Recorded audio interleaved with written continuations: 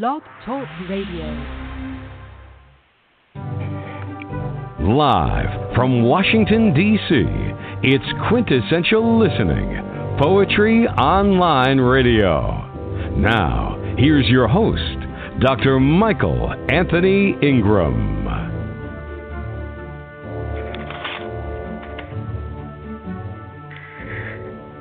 Good evening, everyone, and welcome to the program. Tonight's special guest is Linwood Jackson Jr.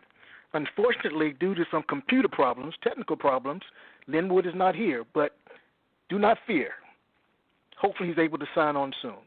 So I've got some special music to play. Here we go.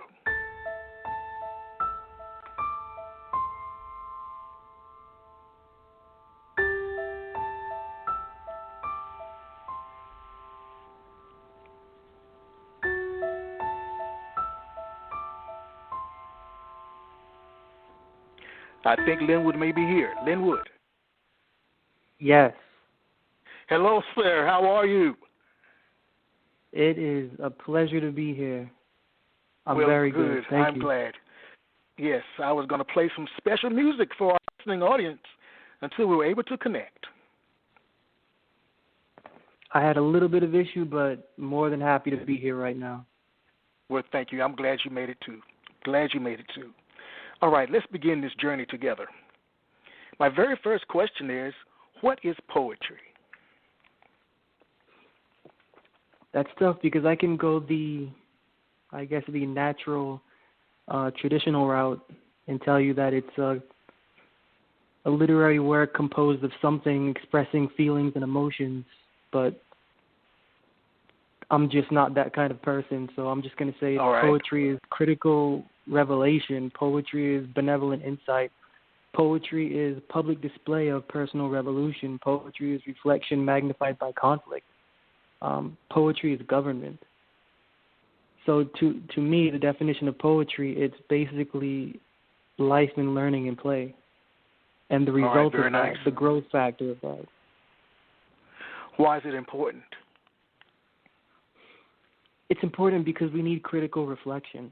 We need, and I know for me, I began writing poetry around 7 years old. All right. So everything that I was passing through, even at that young age, I could see that what I was seeing wasn't reality. And so I needed something, and I really didn't know what that something was, and whatever came out of me was poetry, and I used poetry as a way to make sense of my reality. And that's why I kind of define poetry as critical revelation, because the reality that we're told to us is not the actual reality that is within us.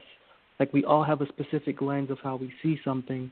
And for me, having that outlet, it was important because I needed the critical analysis of who I wasn't. I needed to analyze who I was, and then I needed to structure how I can do that, even at that young age. So it's important because we need that structure. We definitely need that structure. And in the form of poetry, poetry is a beautiful outlet to get to it, because we're not simply writing down feelings, we're questioning feelings. Poetry is skepticism uncovered, revealing light about who we are.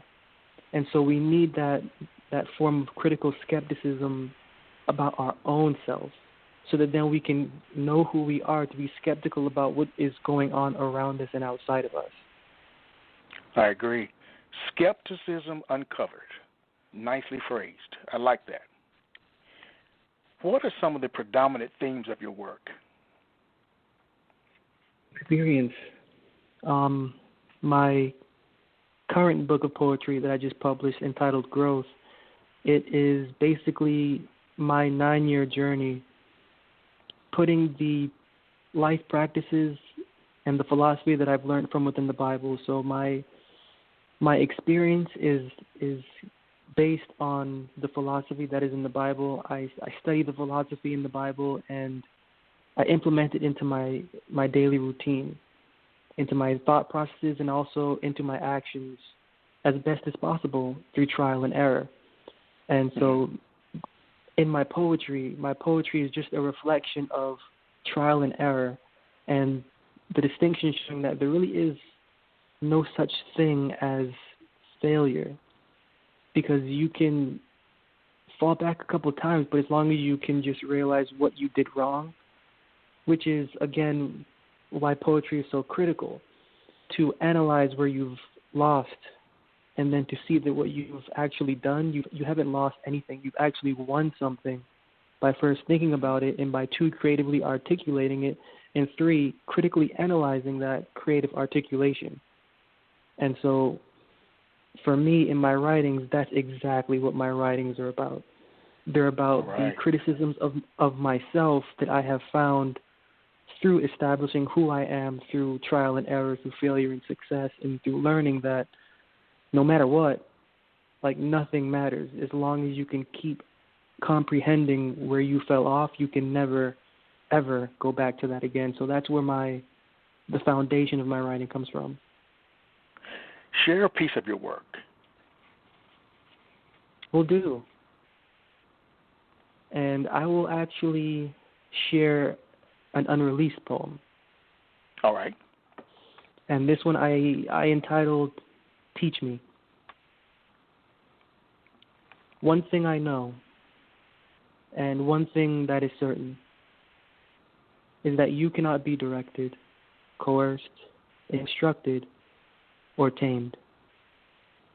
I know only one thing, and am sure about only one thing, and it is that you cannot be led, guided, counseled, or controlled. I know only frustration and disappointment when trying to entice you, or when trying to court your favor.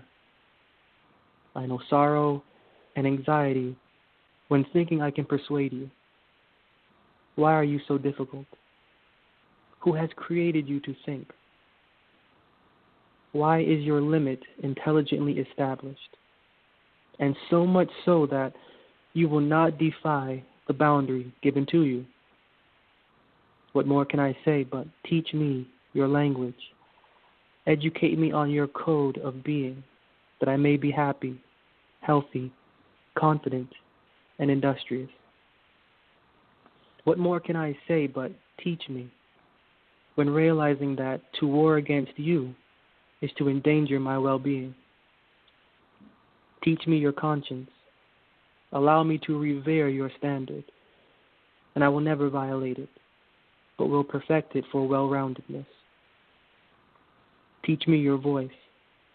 Familiarize me with the sound of your context, and I will forever serve your mind, honoring your knowledge until I die. Because it is impossible to predict your actions. Because it is impossible to know you. Feed me your character, and rehearse with me your dialect, that I may refresh my perception of you. Teach me how to cooperate with you, because I'm wasting time, and also myself, fighting against your force and trying to impose my own. Teach me. Beautiful, Linwood. Beautiful piece of writing. Teach me. Thank you. So powerful.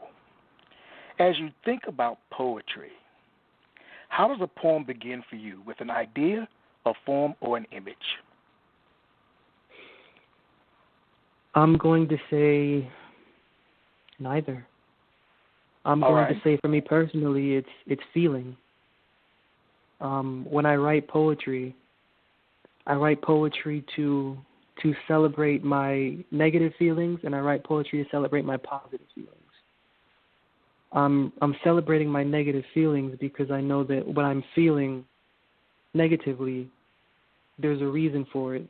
And so I need to understand that reason, and I need to celebrate the wrong that I feel is being done to me.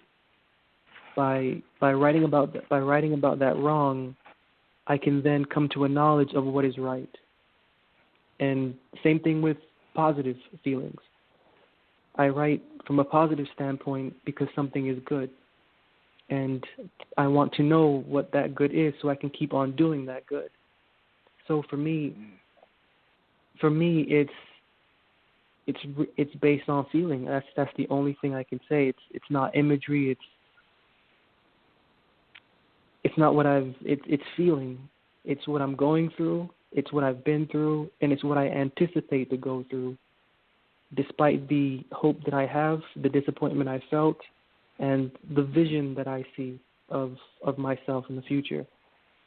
So it's, for me, it's what I feel. It's what I feel now. It's what I felt before to add up to what I feel now, just to make sense of what I'm going through. All right.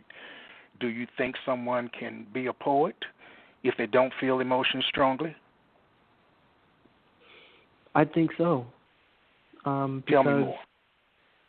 Yeah, when I think about poetry, I don't want to limit poetry to words, and I don't want to limit poetry to a page with ink. I don't even want to limit poetry to, painting on a canvas. I would say that poetry is, even if you don't think you are a poet, just look at yourself and how you're acting and behaving, because our behavior is a reflection of the poetry that we are. Our thoughts are also a reflection and can be poetic in essence, whether they're positive or negative. So I think anyone can honestly be a poet. It just depends on the outlet.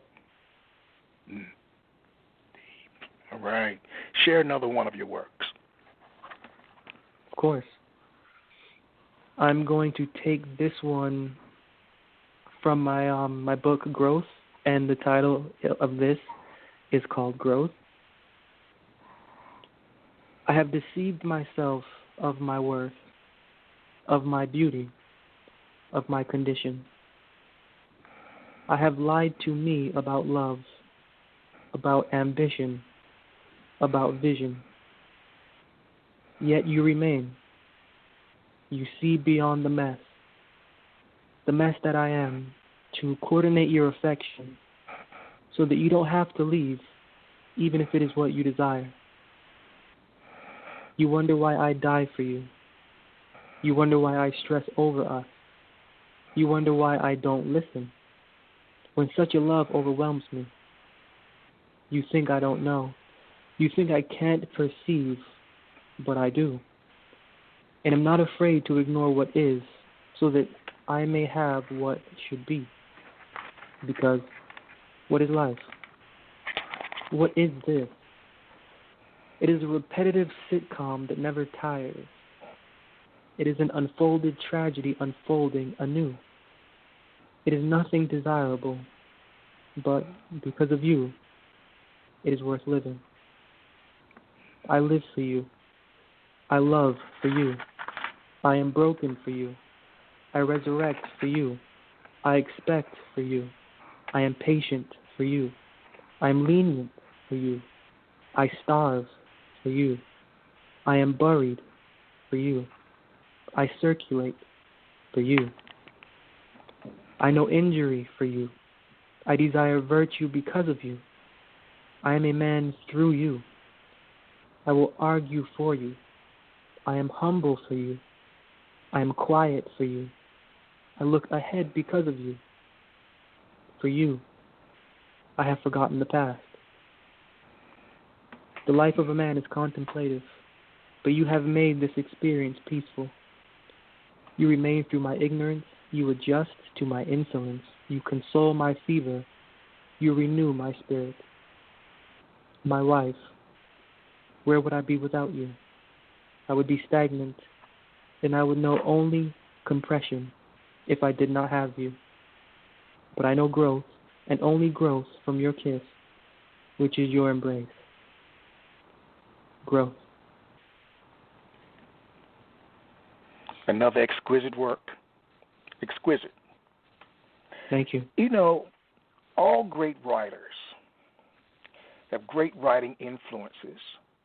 Who are some of yours, and what made them great in your eyes?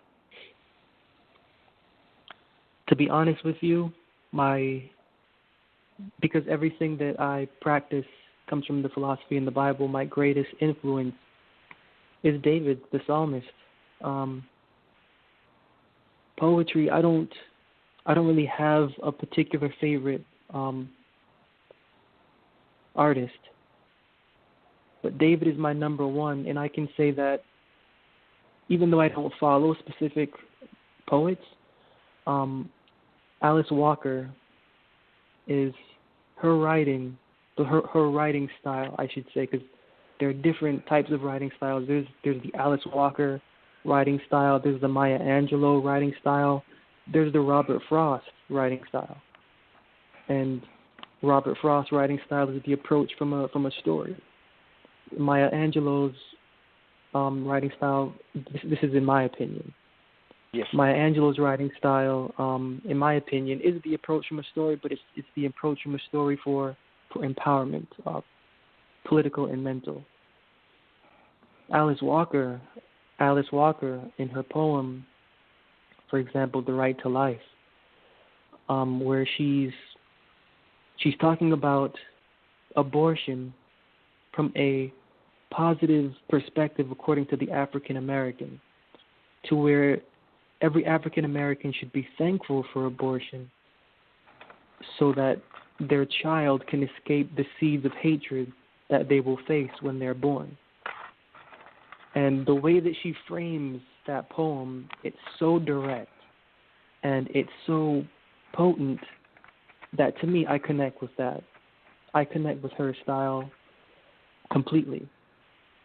And so for me, when I listen to David, the psalmist, and not simply just the emotion that he gets out in his writing, but also the wisdom that he also unfolds, that is inspirational to me. And also when I look at Alice Walker and I look at the way that Alice Walker gets her thoughts across in a way that is absolutely ridiculous to us, for example, in her poem, "Be Nobody's Darling," where she's talking about the fact that you need to be you, and you do not need to care that you are an outcast in your thoughts about how you live and the way that you think you should live. So her direct approach, I can say, is also inspirational, along with David's, and the fact that when David also speaks, David renews the mind also. The thoughts in each of his lines, it's thought-provoking, and it's also refreshing to dissect the language from the first verse to the sixth. You go back to the sixth, back up to the first, you go down to the 28th. The 28th mixes with the 8th and the 9th and the 10th. Just the level of intellect in those psalms is, to me, just beautiful.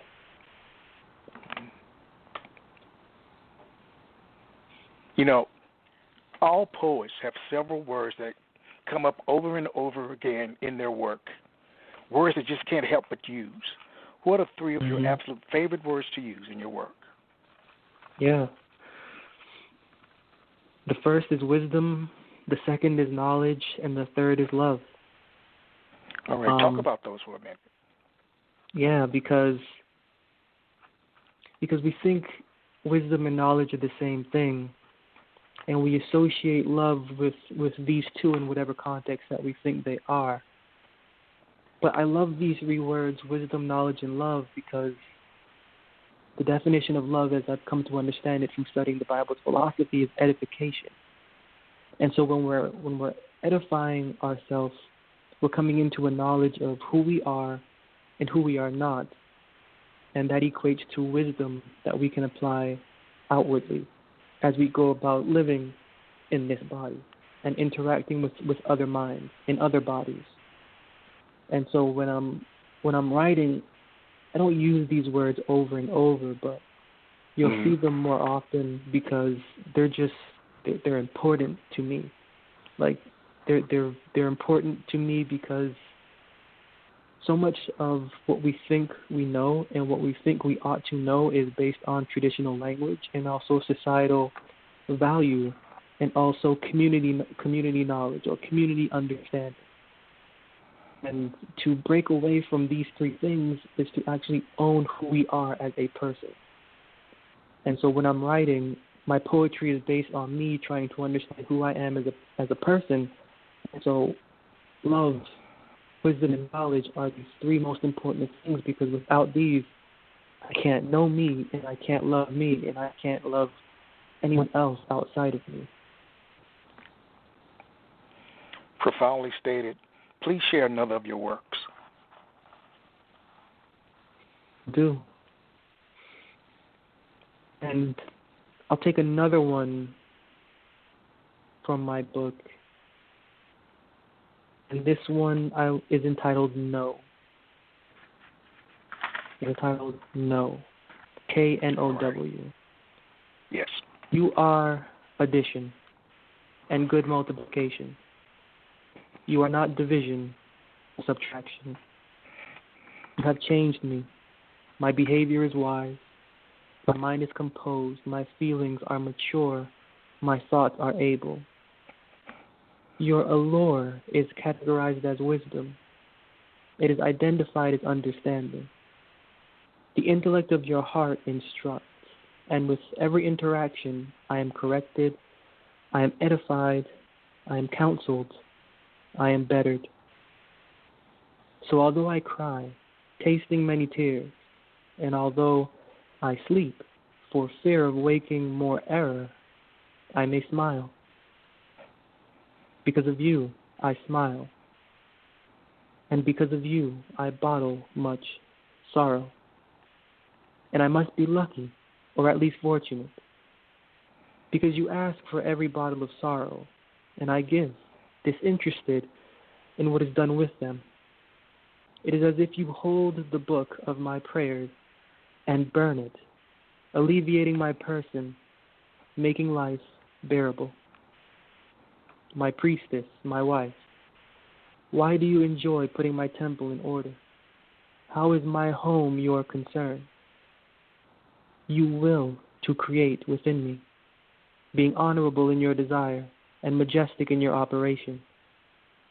Because it is as if through purchasing beauty, through decorating fascination, through reprimanding love, through order, your care has increased along with your fondness for me. You govern my temple and increase in love, giving me yourself, sacrificing your organs on the altar of my affection. Never have I smelled love before, but now I do. Never have I tasted affection, but now I cooperate with it. You move for me. You are silent for me. You behave for me. You justify for me. You create for me and are forgiving me.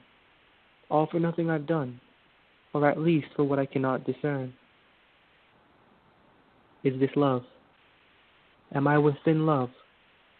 Recall our frustration. Remember our fights. Rehearse the pain we cause each other and wonder about love. Because where has it all gone? Why are we at peace? What then is love's sin?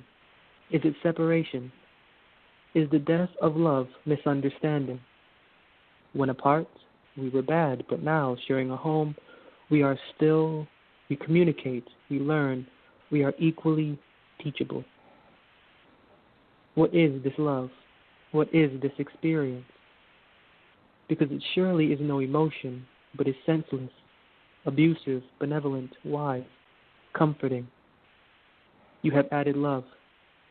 You are the first, and I have made you the last. You have added love to my life, making me aware of my person, returning to my nature its lost sensitivity. You have taught me that love is knowledge, and that to love is to know. Know with me, my love, love's light. Know with me, my wife, love's constellation. Give me knowledge of love, and I will never leave you, and the confession of love, and I will return it. Know with me, my love, every part of love. I am sick of love. I am overcome with affection, needing one to shower, needing one to console. Time and chance has therefore pitied me, giving me my prayer. They grew tired of hearing me. They grew tired of my pathetic plea, as I destroyed myself to their mind and became a beast to their understanding. Is this what moves them?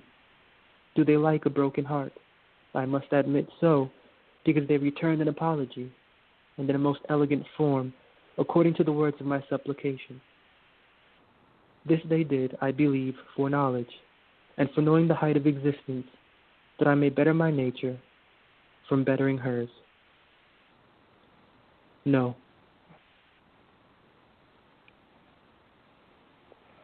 Wow.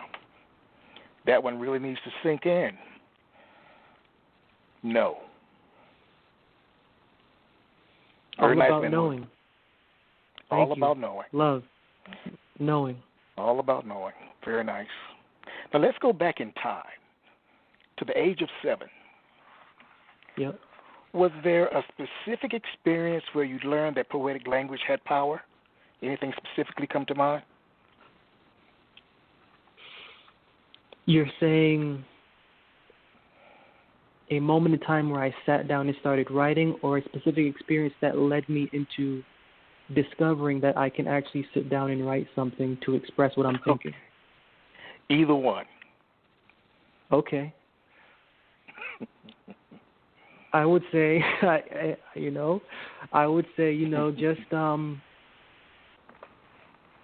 just the concept of, or educational institution even at that young age, realizing that something was missing from my education at school, and realizing that, in a sense, my parents were trying to overcompensate for what they were not doing with what the institution should be doing. And so recognizing that lacking, or that loss of instruction, practical instruction, both in school and at home, I began to realize that society was a little bit different. And I began to realize that the direction that I'm supposed to be going into is a direction where I must be numb. I have to be numb in my mind to be the sort of citizen I'm being raised to be. And that was very frustrating. And having no idea of why that was frustrating or how that could possibly be frustrating, but sensing inconsistencies in both of the worlds that I had at home and at school, then I realized I have to do something. I have to do something to understand me. I have to get this out. Something's killing me and I don't know how. So just sitting down and writing absolutely anything. And at that time, I wasn't raised in a religious house, but I was raised with the knowledge of a prevailing eye keeping watch over us.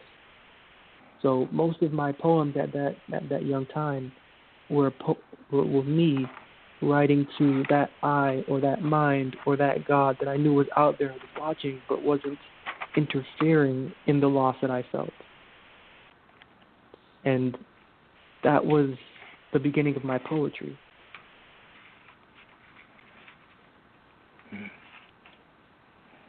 You know, so much is happening in the world. And as you think about knowing, as you think about being skeptical, what is the role of a poet in modern day society? Awareness. Tell me more. All I can do, or all my fellow poets can do, is raise awareness leading into self. And that's kind of interesting, because at this time, the whole COVID thing, the more people I'm speaking to, the more I'm hearing is that the subject of self-reflection and of, I guess, loneliness is an issue, because now we're not in the public anymore. Now we're home alone, and the majority are working alone or are unemployment. And the issue is now dealing with who we are.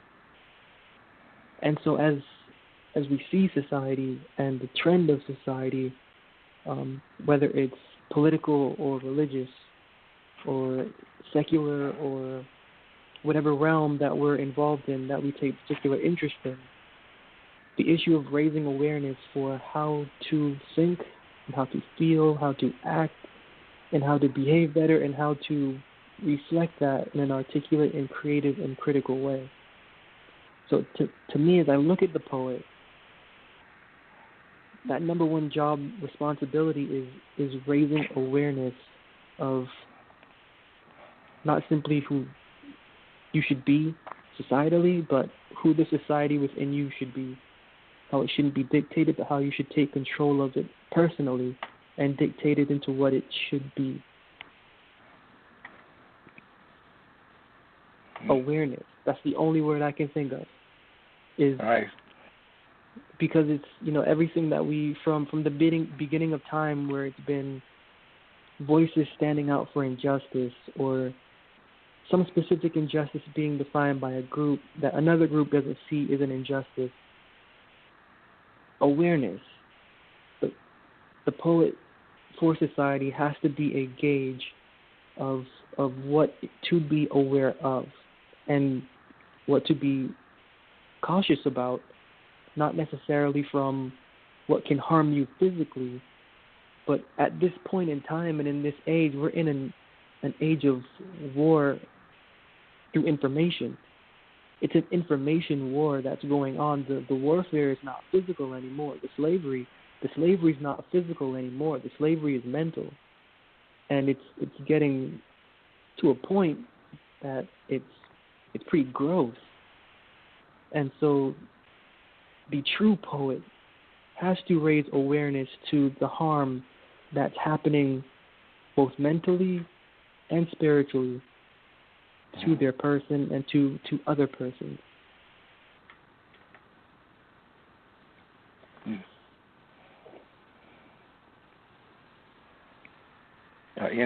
Interesting way of looking at things, especially in terms of awareness. It broadens my mind. Thank you. Thank you. Share another of your works, please. This one is again taken from the book Growth. It is called Clarification. How short is time? This life. It is nothing. In the time encapsulating it, it is nothing at all. But a witness to the fact that we should live wisely in and with love, for so long as we are limited by time, and for so long as we will. And this is the lesson that you have taught me, that a certain will is joined to life. To have that will is to have life's intelligence catering to our mind, because we first accept subjection to life's mind, because we would be regulated by life's spirit, because we would listen to life for our obedience. Wisdom is given to beautify our experience, and knowledge to color our vision. Because you make life livable. You make life wonderful. The pain of circumstance, the aggravation of stimulus, the joy of abuse, the exhaustion of sorrow, is perfected by wisdom, and is hushed by understanding, that I may see you, and that I may discern your worth. I can't anymore think on what to feel sorry over. You have clarified my mind, and have cleared the conscience of my person, that I may enjoy me, and that I may also discern your worth. Yet there is, but not really, a downside to your presence. You add consciousness. So now, being conscious, I feel more and do truly observe more. There is pain when observing more. Before you, I observed less and felt neither joy nor sorrow.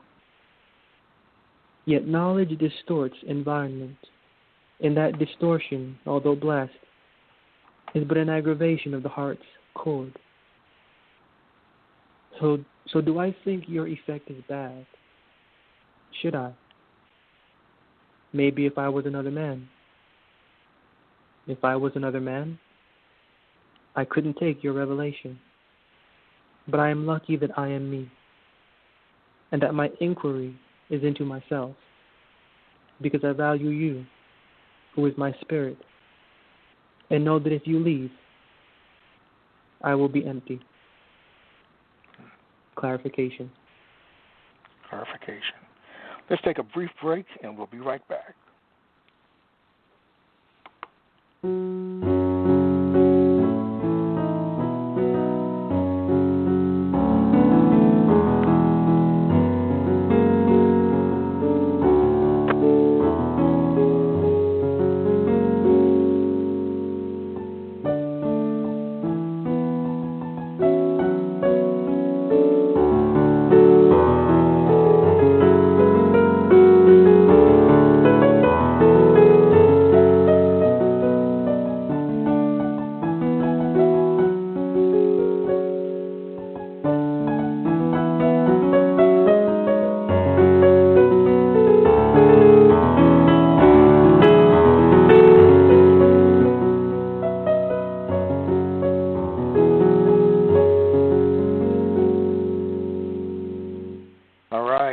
My name is Michael Anthony Ingram.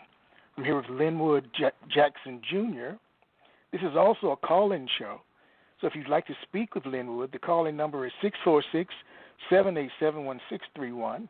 Linwood, tell me about your book, Growth. This book is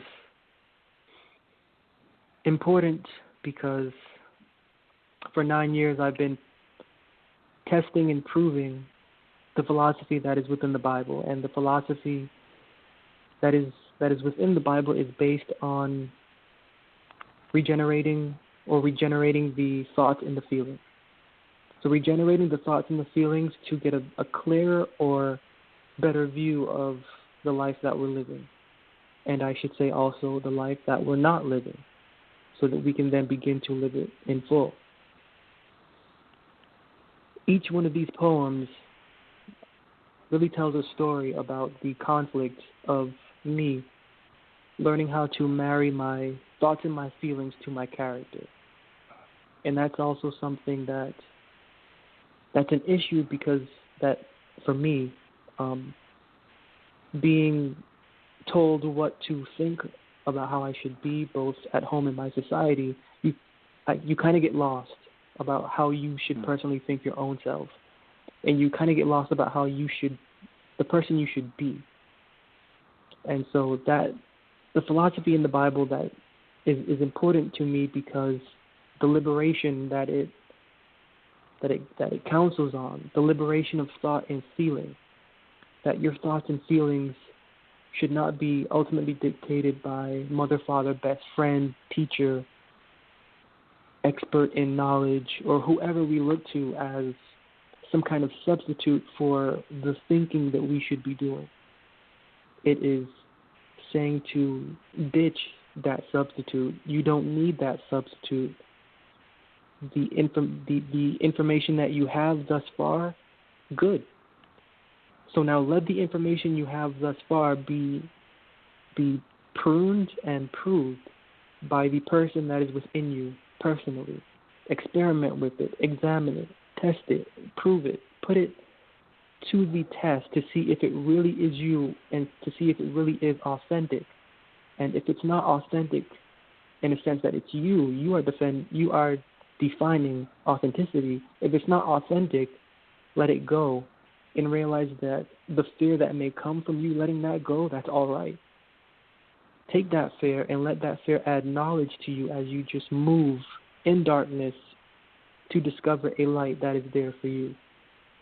And growing up until this point in time, that has been a beautiful experience because we're so locked into tradition in whatever field or sphere that we're in, education, home, church, sports. There's a traditional way of doing things, but when you simply just let go and stop caring about what you are made to care about and to learn that you're a creation and that what you're created to care about, it's not going to be what others care about because you are a creation. When you learn to let go and to simply learn who you are and enjoy who you are, that the liberty that comes from that is something I try to capture in this book. And through each poem, although there is either a confession of conflict or satisfaction or dissatisfaction or insecurity or something that is human, there is, in the next maybe 3 poems after you read that one, based off of that one, there's a result. And you can see the gauge of person in each one of these poems from the 9 years that I began writing these poems up until this point in time.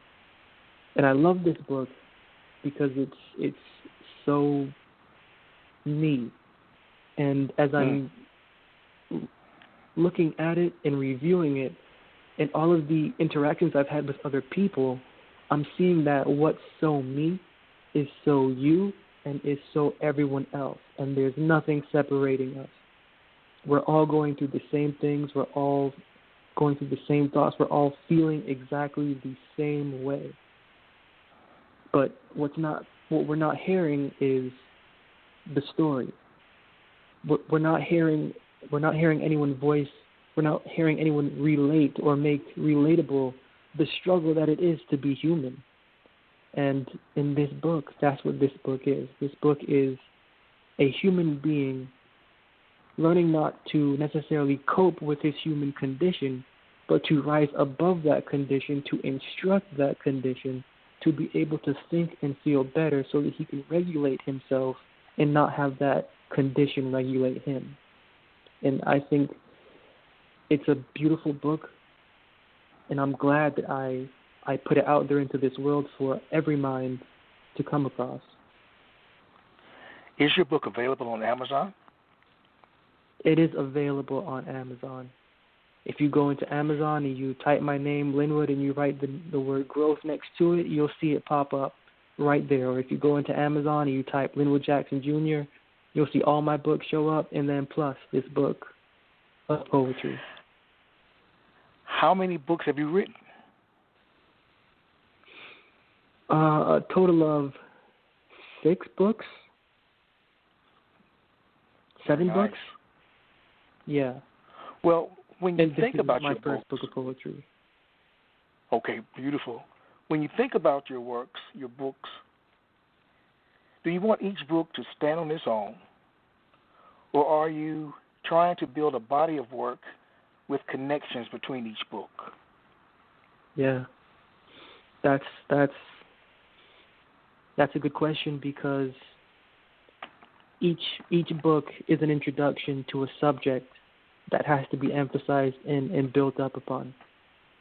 And that's something that I already know going into publishing, that I'm publishing. This is the first installment, even though I'm not calling it a first installment in the title. I know that this is a body of knowledge that has to be emphasized and will be emphasized in the next book. And so with each book, there is enough written in there for that particular moment. It's almost like a suspense, or, you can only handle so much in a particular lecture at a specific time, a 45-minute period, and then after that, the brain just goes off. So, like, each book is just grounded in an introductory thought that will then be emphasized in the next book, and then greater emphasized in the next book, and then greater emphasized in the next book. Share another poem, please. Again, from my book, Growth. This is entitled Rare. Your light and dark hair, your thick and soft skin, your sure and intelligent hands and feet, your strong legs, your nourishing breasts, your wise lips, your understanding eyes, the rare shape and structure of your form, the course of your tongue, the benevolence of your thighs, the comfort of your arms means nothing to the essence of your person, or the revelation of your disposition, the beauty of your individuality, the allure of your mind. I love you, my love. I love every part of you. I love you, my spirit, my soul's greater portion. I love every part of you, and I love what you are not. Isn't this love? Have you never edified me? Have I never seen who you are? Am I ignorant of your ugliness? Have you never let me understand you? That you are complicated because you love, and because you love, you are complicated. My dedication to you is authentic. My devotion to your lips is real. Because although you are imperfect, you remember my frailty, and because of your response to my weakness, and of your thoughts toward my condition, I am inclined to make your existence lighter and to edify myself on how to do so. Love works. Love balances. If we never took turns engaging humility, we would fail. But more than the feeling of pain and of embarrassment is the memory of pain and the memory of embarrassment, watering the heart to sprout a garden of mindfulness, keeping the person aware of love. You are rare because of your love's spirit. Your love is developed. Your love is recovering. Your affection is genuine. You naturally care. I admire you, my love. I admire you because of your thoughtful generosity. Where can a man find such a woman? What man has such a woman? On earth, you will never find her. Under the earth, you won't see her. If looking above the earth, you will be deceived. If born without her, you have no hope. I died with you, and when you awoke, you put your mouth on mine, and your hand ever so gently on my face, and gave me your breath, opening my eyes, and made love to me. But what is greater than death's sensation? What is greater than warmth? What about the memory of your spouse? How imperfect they are, to console their error. Isn't this true comfort? Isn't this what love is made of? How am I mindful of this, and no other man is? How am I mindful of this, and no other woman is? Everywhere and in every place, there are women, yet not one of them knows the meaning of humility. Everywhere and in every place there are women, and none are wise to love. The species born to love and born to feel are more than their opposite, and they do not know or have knowledge of true and timeless affection. My heart is broken. My heart is broken for earth's condition, because where there are no women, there is no counsel. I have seen many women and yet continue to do so, and with all that I have seen from every place, none know the meaning of being still, being compromised by a love within their nature. But when I look at you, my love, I can see that you are rare, being no different from what I do see, but being mindful of your nature to instruct it. Because you instruct you, you can instruct me, and because I learn from you, I can be who I truly am, so that you can never be ashamed of who you are. My wife, feel my love, and continually regenerate, show your face, and let me love you. Let me love you because you love you. Let me love you because I love me. Let's make love because we are love, and let's create love because we are spirit. Rare. You know, they say that to see the world with complete honesty, you should look to comedians, artists, and poets what do you think emerges naturally from your work? What emerges from you? What emerges from me, that's a tough question because that's a tough question because I would love to. That's why they pay me the big bucks.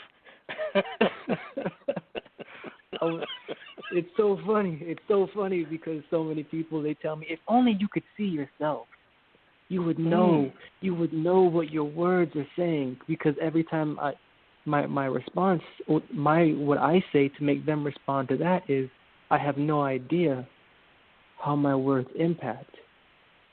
And so their response is, if you could only see you, if you could only step out, if you could just widen that box of yours a little bit more. But for me, as I look back at what I write, and as I look back at the experience within those writings, it's more of mindfulness.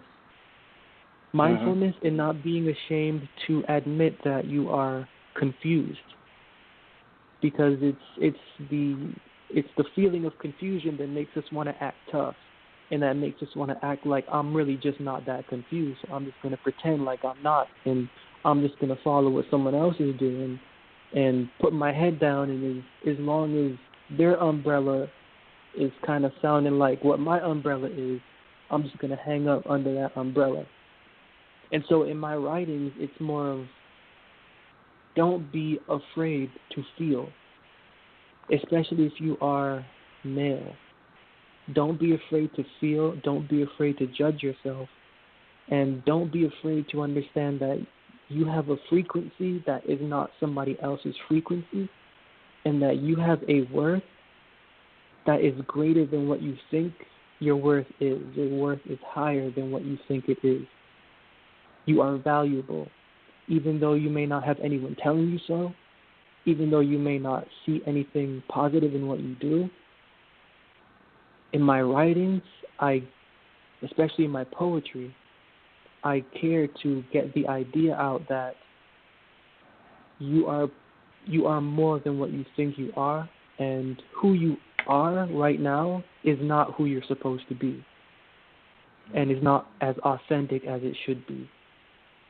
So whoever is reading my poetry, and whenever I reflect on my own poetry, it's always a lesson for myself and a bit of correction to live as the most authentic life as I can at this point in time until I'm corrected onto what is more authentic.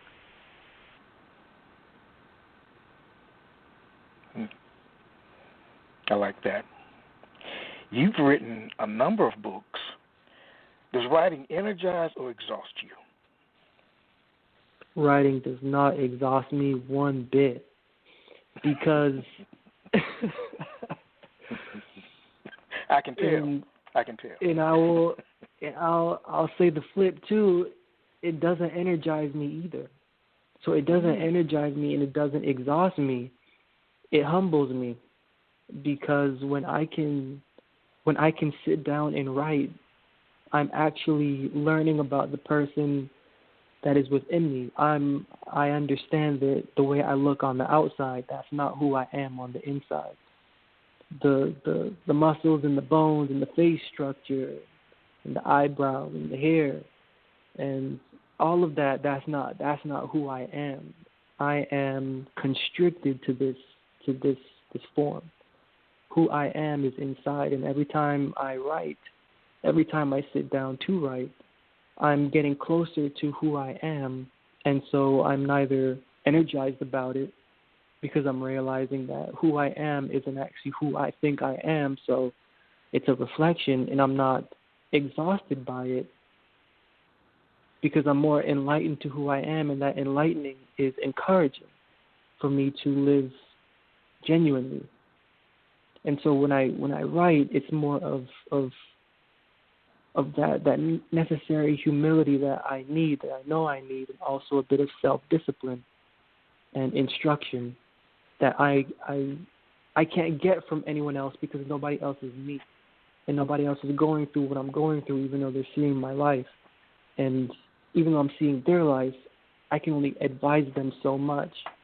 And so writing is a tool or instrument to instruct and to counsel and to correct and to get the imagery straight of what we perceive reality to be and what it should not be.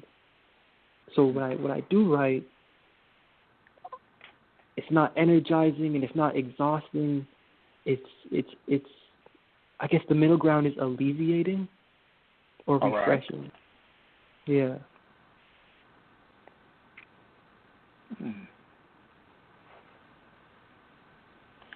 Does knowing that your poems are published and out there in the world validate your being a poet, or are you content knowing that they're out of your system? I don't think they validate me as being a poet, and that's a tricky question, because once they get out into the public, they're not mine anymore, and so they belong to two different realms. So the first realm that they belong to are individual people that when they hear me, they feel me, and they vibe off of my vibe. My vibe is their vibe. So that's the public. That's the first realm. The second realm that my work goes into is the realm of gatekeepers. And in every field, there's gatekeepers, and there's gatekeepers in poetry. Yes, so true. Yeah, and so in order for me to answer your question, do I feel as a poet? For one, I have to be judged by the public as a poet, and two, I have to be judged by gatekeepers as a poet, and whether or not I am a poet, depending on whatever gatekeeper would accept me as a poet, I'm not going to be a poet, or I am going to be a poet. Or depending on the public that accepts me, I'm not going to be a poet, or I am going to be a poet. Which, is a bit of reflection for me, because personally, as you said, finishing off that sentence,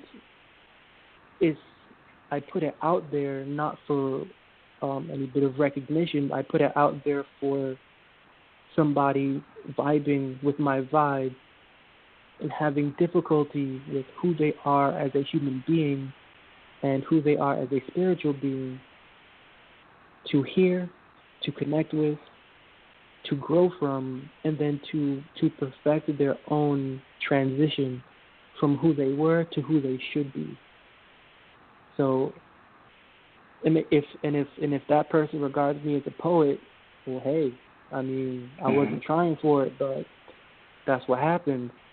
But in the realm of the public world that I am now in, I'm now in the public along with my books, and wherever I go now, it comes down to gatekeepers. And these gatekeepers, they don't care about vibing with you. These gatekeepers don't care about how cute you are. These gatekeepers don't care about how eloquent you are. These gatekeepers, they have an agenda, and if what you're saying doesn't follow that agenda, you're not going to be who they think you should be, or you are going to be who they think you should be. But for that other realm, the public, the individuals that are out there in this world that are supporting me and that have my same level of frequency and that see me and that read my works and that value who I am, to them I will be a poet. And honestly, that's really all that matters to me. We've almost reached the end of the program, Linwood. But I think we have time for one more poem from you, if that's possible. Oh, yes. And and I will actually end this with a poem that is not in my book, and it is called Then Meets the Eye. It is called Then Meets the Eye. Your trust is phenomenal.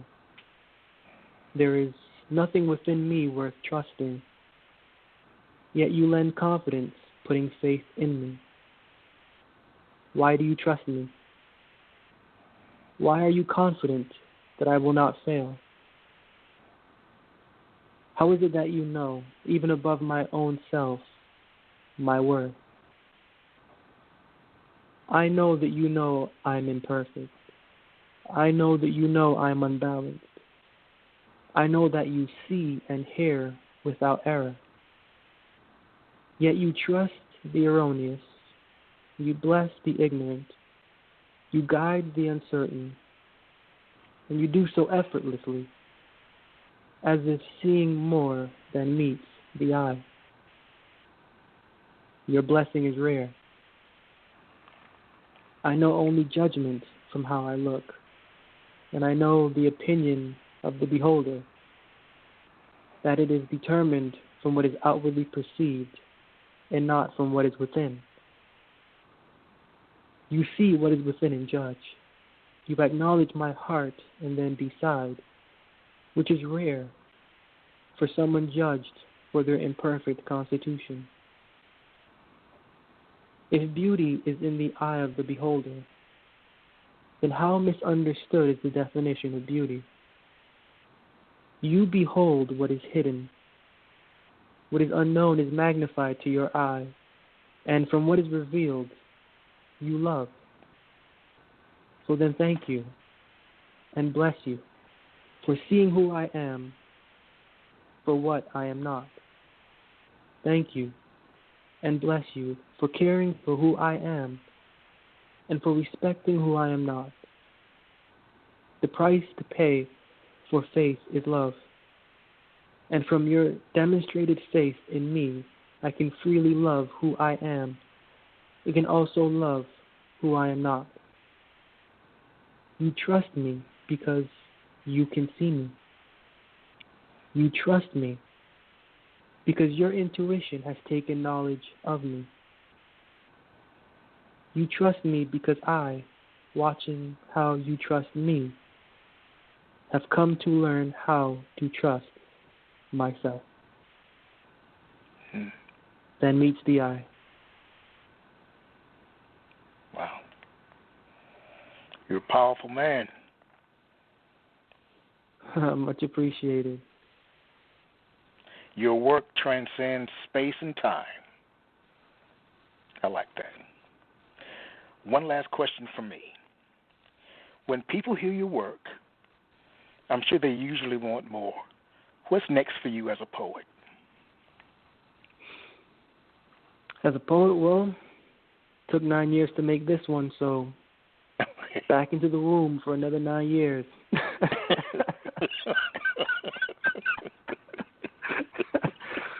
Well, it may not take you that long the next time since you know the process now. This is true. It may not. But that's what's next, you know. It's what's next is feeling more and going through more so that I can better have a grasp on discovering who I am through poetry. Wow. Very nice. Very nice. I am so glad that you were with me tonight. I really am. I'm glad it all worked out. Thank you. I had a bit of trouble coming in, but it's beautiful to be here. Beautiful to express, beautiful to talk, beautiful to connect. Yeah, very nice. It was a beautiful program. I learned a lot about you and about myself as I listened to your work. Thank you. All right. Well, to our listening audience, I say good night. To my guest, Linwood Jackson Jr., I say you've got a very bright future. Continue being you, loving you, creating you. Just continue on your journey. Good night, everyone.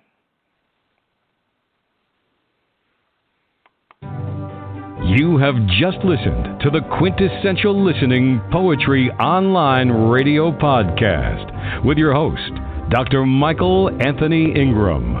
Subscribe to our podcast on iTunes, Spotify, or Stitcher. And make sure to catch our next episode.